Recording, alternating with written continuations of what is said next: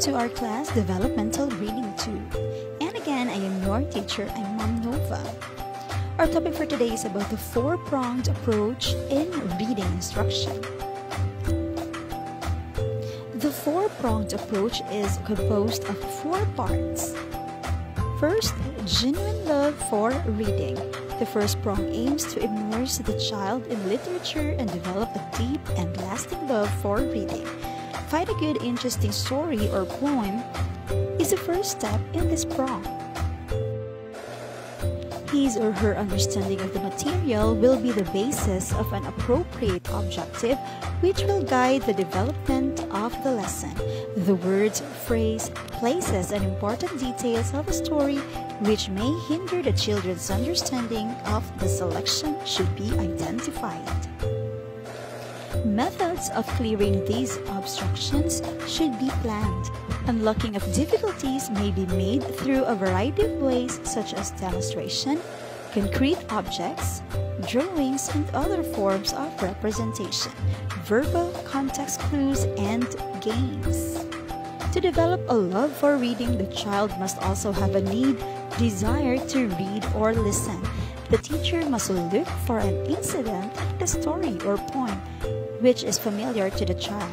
From this, a question for motivation may be asked so the children may freely share personal experiences and feelings about it. Linking these expressed thoughts and feelings to the story through a similarly phrased question is resolved differently or not. Thus, the children have a motive for listening to the story. Only after this enthusiasm is kindled should the story be read to the children. The manner of the story or poetry reading should sustain this interest. The reading of the story or poem should equal the artistry of the author. Number 2, critical thinking. After story or poetry reading, the children are asked to answer the motive question. A discussion then unfolds the events, the beauty of the selection. This discussion should succeed in imparting the message of the story. The children arrive at this on their own pace of realization, guided by the questions of the teacher. The children are trained to reflect on the story. They soon become accustomed to critical thinking, the second prong. Creative exercises may follow to elevate the reading or listening activity to a more aesthetic level when they can interpret the story or poem purely on their own. Through this method of sharing literature, vocabulary is developed, attention span is lengthened, listening comprehension is honed, and critical thinking applied daily becomes a habit. Number 3 is the mastery of the structures of the Filipino or English language.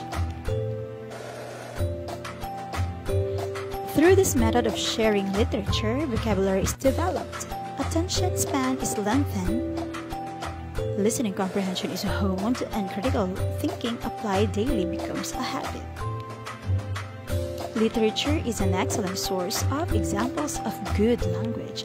The children will catch this language and use it on their conversation in and out of school. The story or poem gives the children a common experience which they can talk about.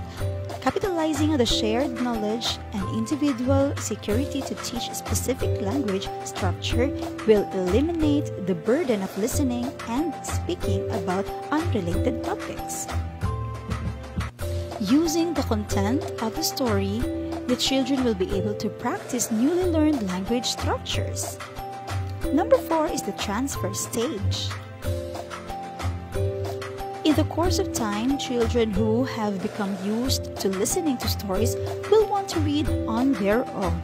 Opening a book and pretending to read are just some of the symptoms that tell that a child is ready for beginning reading instructions, or the transfer stage. This prong is also planned and implemented as systematically as the 3 prongs. This is the prong where reading readiness activities are given to the pupils. Fuller approach is used as a guide for a sequence of teaching the phonemes. In Filipino, The marungho approach provides the structure. And that's the end of the lesson. So for your activity, please check your Google Classroom.